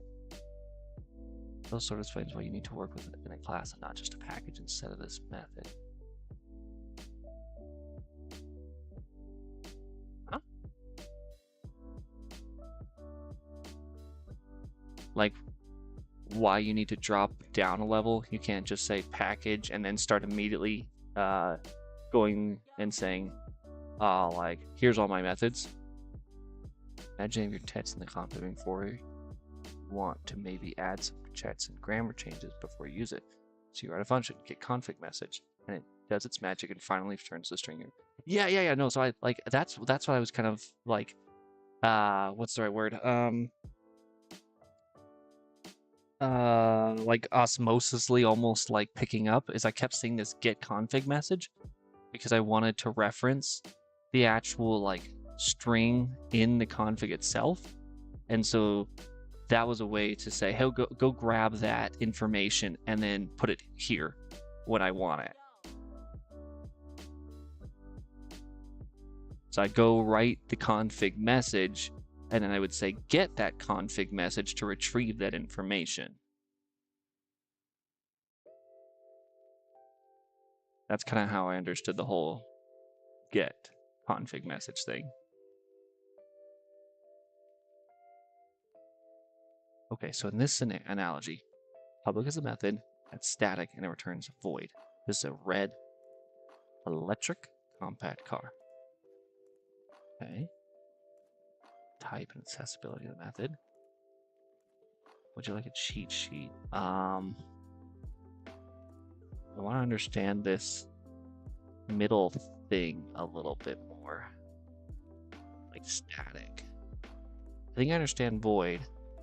I think I'm still getting hung up on what's like this static thing means.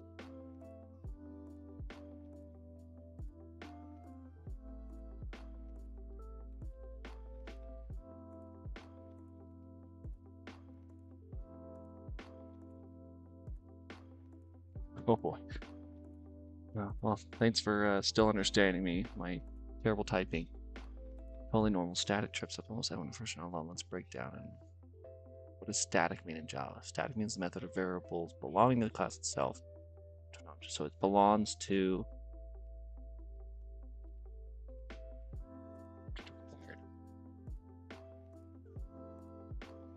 It means the method variable belongs to the class itself. Okay, so you tie it to the blueprint and not the actual physical object. Real world analogy, imagine a classroom. The class is student. Each object is specific student. Sarah, John, Leo. Yeah, yep. That's making sense. Now, non-static method belongs to the individual student. Sarah, do homework. John, take test. Each student does their own work. You need a specific student object to call the method. Now, static method belongs to the whole class, like a class rule or shared policy. Student school name.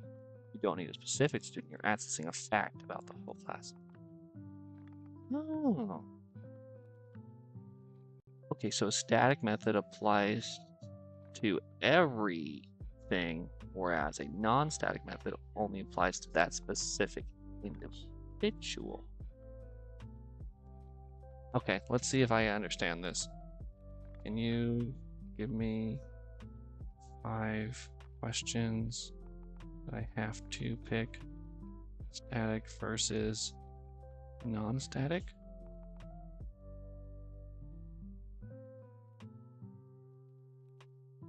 Please, should it be static or not?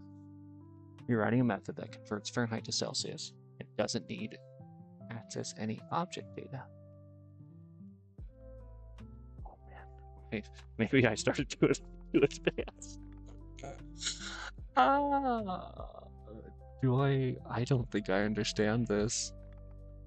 You're writing a method that converts Fahrenheit to Celsius and doesn't need to access any object data. Public blank.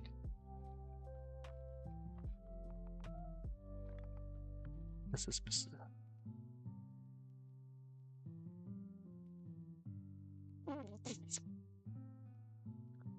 Static is saying it's referring to everything.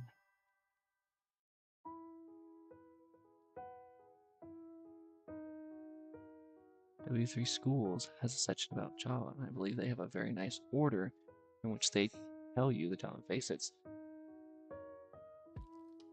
W3 is the 3 to just the way of writing out like www. Oh no, it literally. Oh. Power Java used to develop mobile apps with apps that's even more. But in each chapter.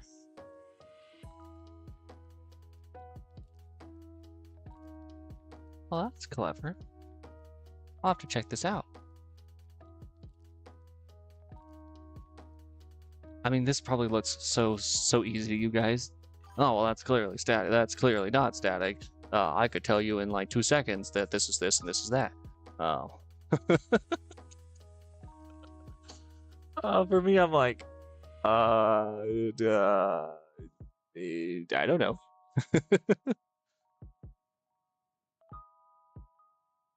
I mean, this is a good test to tell me that I clearly don't understand this, but it's also very frustrating to be like, why don't I understand this? I still don't have like a good grasp.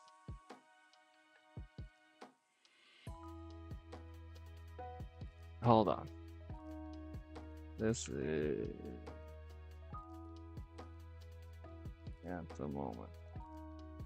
Can I get some more examples?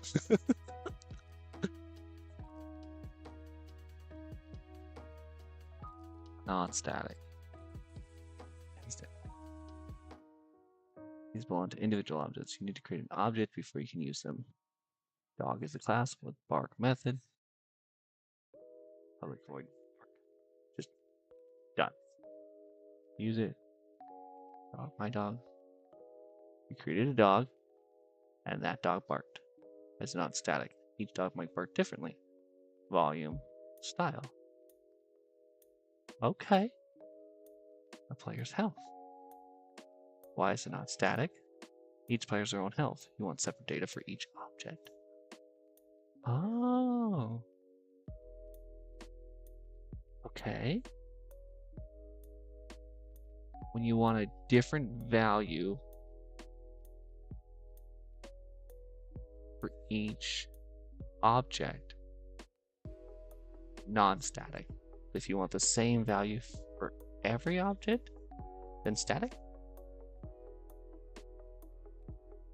Awesome stuff. They have a lot of stuff. I still use them sometimes when I try to learn a new language.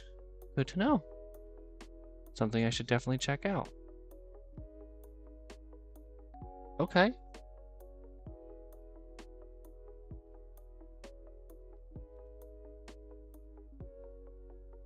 Yeah. Man. Okay. I want to see what this little button does. Wait. What did I just do? What do you do? Runnable, implement method, and runnable. Runs this operation. Represents an operation that does not return a result. This is actually a functional interface. This functional method is run. So just do something.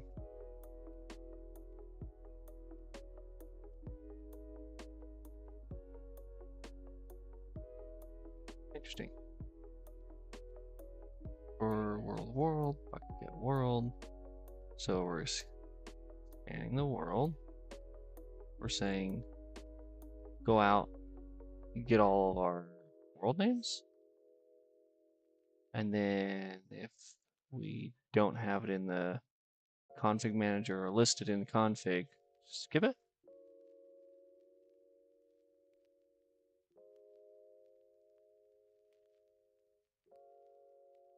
Or if the world is not enabled, skip it. Interesting. Double, from what I understand, handles numbers that aren't whole. So if it has like decimal points, that's what double is for, I want to say. And then for every time we say this, if it's like this, do blank, and if it's like this, do blank, and if it's like this, do that, and then if instead it's like this. So this is basically like for, let's see, for entity, that's still gonna hurt my brain. I'll get entity by class.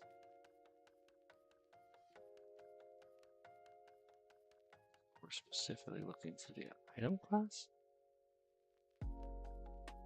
It's not. Man, what a different beast when all of a sudden you're like, hey, I don't actually know what the heck this stuff is.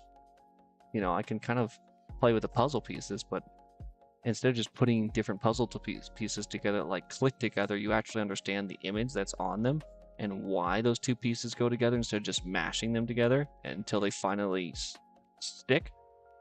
That is a very different skill. This is so interesting.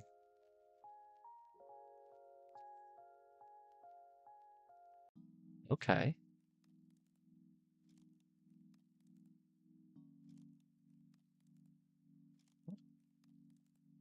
And then attempt to store it. Move for the world. Okay. That's kind of making sense. So, okay. one of the issues that we were running into yesterday is it kept telling us that we renamed the object like Y threshold or something goofy like that, where it kept naming the object instead of after the player, it named it after like the Y threshold. And I think if I'm understanding it is maybe this little bit here. If I highlight that, does it tell me where else I used it in the file?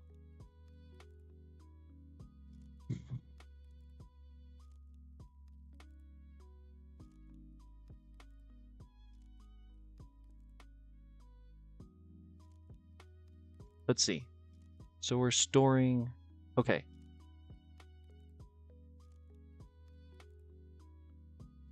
We're trying to store the items. We're trying to understand how many of the item, who its owner was, and the source. Why do we care about the source?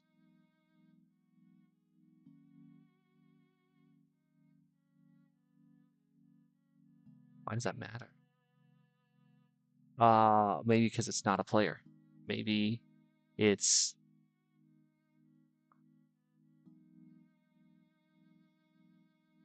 like a dispenser that like shot out a bunch of stuff.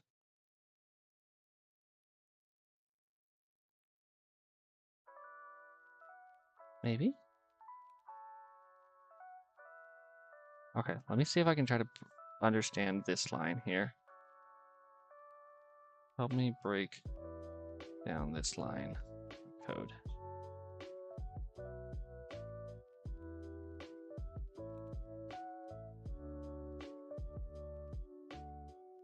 Class name.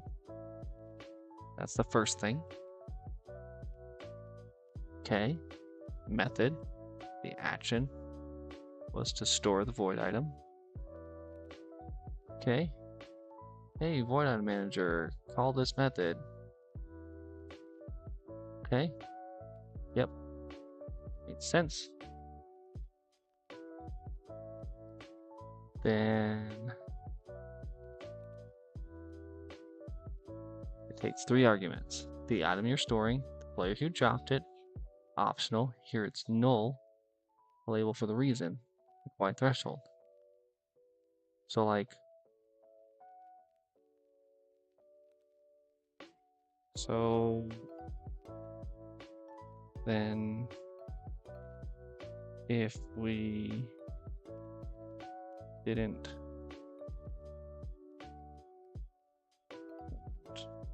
null, would we use player name here?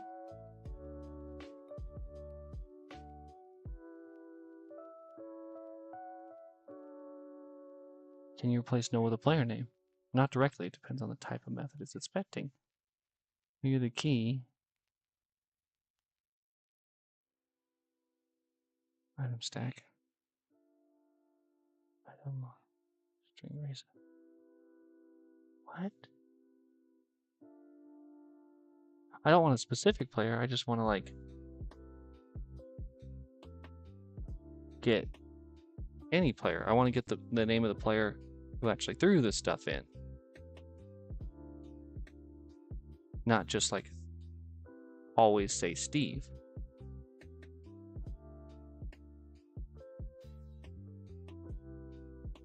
So then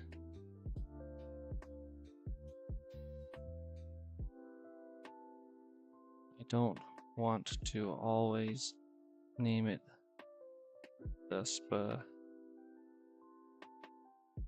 a specific player's name.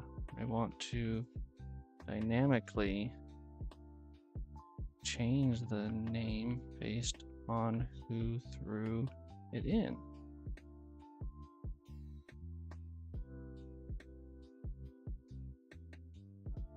Yeah, I don't want to hard code it. Track who threw the item into the void. You need to reference the player object. How do you get that? Depends on the context. Here they come, one player, event get player, item, dropped item entity. Okay, player. So inside void scan, check. If you're checking for void items without knowing who dropped it, try to trace who threw or dropped the item, or use a metadata tag or plugin to store the original player on the item. Huh.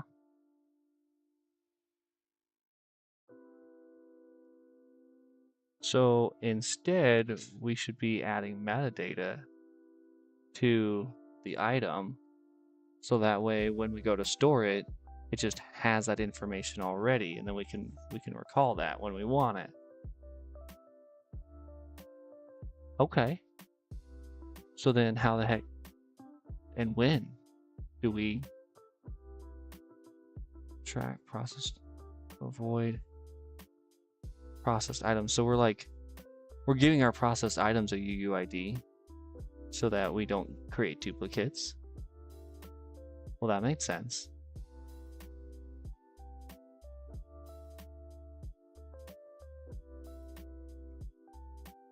Wait, so how do we add metadata to an object?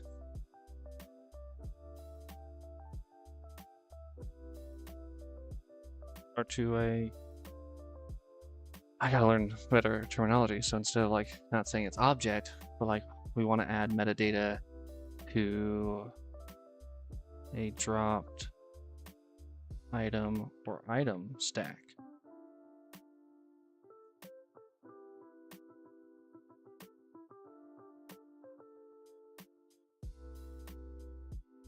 Persistent data container. Huh. Two object types. What you're tagging? We're either trying to tag item stats or items. Yep. Well, hold on. It's saying an item stack is an item in an inventory or hand. Is item stack the wrong word here? I want to track a stack of items that have been dropped not in a player's hand or inventory.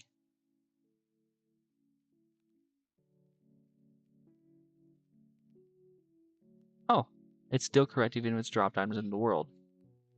Okay. That makes sense. So we're not, it's an item if it's just one, and an item stack if it's more than one, right? Is item only ever one, and item stack is anything over one, like 2 to infinity.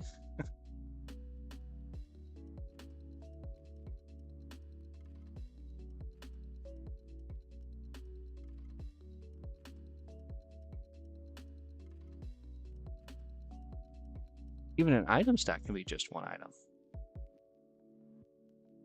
Oh, how fascinating.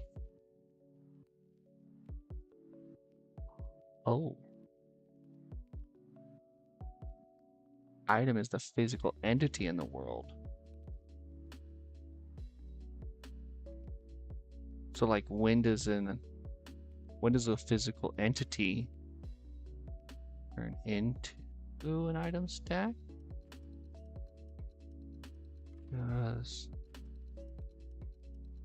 Wait.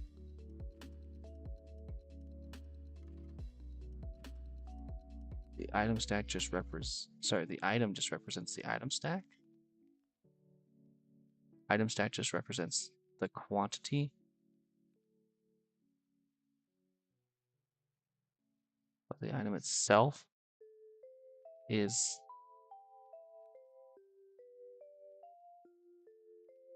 How fascinating.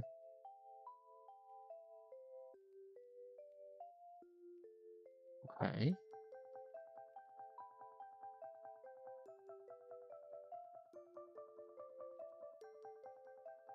Huh. Okay, so back to like this original idea of adding metadata.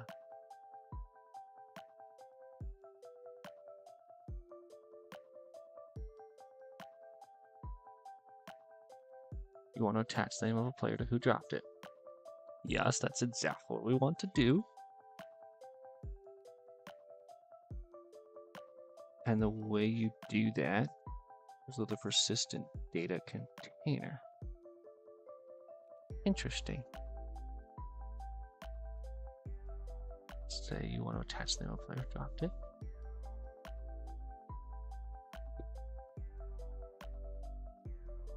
Assume item stack is the item stack.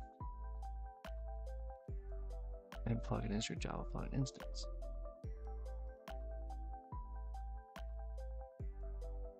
This tags the item with the year of the player who dropped it. Wait, but how do we do that? How do we just do that? Oh, okay, I see.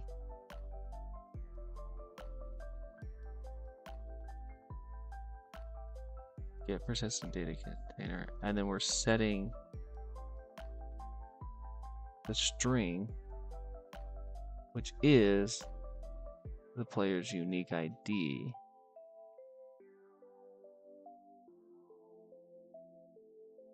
So first,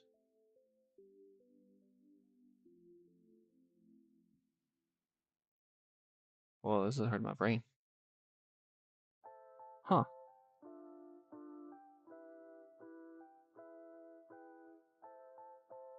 Interesting. Hey, I'm gonna have to learn a little bit off camera here and try to see if I can figure out this concept of item stack versus item and attaching metadata, persistent data containers. I think that's gonna take me a while. So, yeah, I've streamed a little bit longer than I anticipated. I kind of just got sucked in here, but we made some decent progress today. I now have a proper tool for coding. I'm not just stuck with Notepad++. I am starting to break down some of these like core, I guess, terminology with Java. And maybe I'm getting a little ahead of myself here, trying to learn some advanced things like metadata and adding metadata to stuff when I don't even fully understand class versus method versus field and all the other stuff. So thank you for the suggestion. Whatever this W3 schools is, this looks really interesting. You know, I guess I'll say this in closing. When I was first trying to learn Java, it was really intimidating because you would often hear horror stories of people that would write like really bad code, and you're like, oh, I don't want to do that. I want to try to like learn how to do it right the first time. I don't want to learn all these bad habits and then I have to unteach myself just so I can learn good habits. Like, where can I just start learning good habits from day one? You know, and the only real direction I was pointed in is like, go read the like technical documents from Oracle who made Java and read like the manual on Java. It's like, I mean, I'm more of like a fiction guy myself. I can't, really stomach a read of like nonfiction. That just sounds so dry and so boring. Like, how is that gonna, motivate me to be like, yes, I want to learn Java now. This sounds like so much fun. If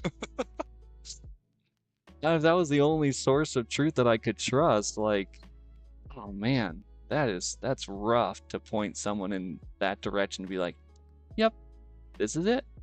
Go read this like super dry 5,000 page manual and you'll get it, slow and steady. So I hope that this site here, these Java tutorials, it looks like it's not going to only just teach you but also kind of give you examples, try it yourself. I like this idea, so I'm gonna play around with that a little bit. see if I can actually pick up a little more of this stuff instead of just kind of getting what ChatGPT is dumping out on, and then going, oh yeah, that looks probably fine. I'm sure that's okay. Uh, so yeah, I am committed to this learning process. Um, I was trying to, I guess, steamroll my way to the finish line. So trying to take a little bit of a step back and learn here. So I appreciate you guys being along for the journey, sharing some good little tips and tricks with me, even some resources. That's really helpful, and I hope it's helpful for anyone else that might be interested in looking at this kind of stuff as well, and you know, seeing like the reality of someone who literally has no idea what they're doing and is just trying to learn from scratch. So, um, yeah, I'll be streaming more of this. My learning process. I'm gonna do a little bit of learning off camera, so hopefully it's a little more interesting when I do come back to the next stream. So with that, yeah, thanks again, everybody. Appreciate you being here. And I will hopefully see you in another stream. Take care.